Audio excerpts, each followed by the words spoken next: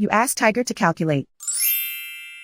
This deals with finding the midpoint between 2 points. The midpoint between the 2 points is -46, -0.5. Let's solve it step by step. Plot the 2 points and calculate the midpoint using the formula. The coordinates of point 1 are, x1 equals -90, y1 equals -33.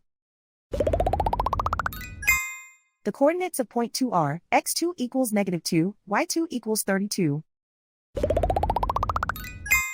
PM represents the midpoint of the 2 points.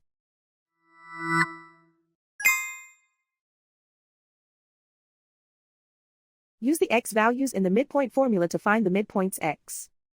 x1 equals -90. x2 equals -2.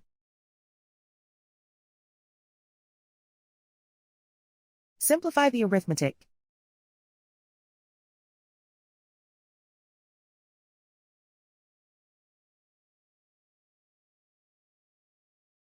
Use the y values in the midpoint formula to find the midpoints y. y1 equals -33.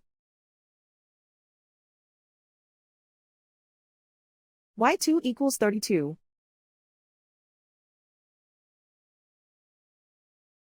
Simplify the arithmetic.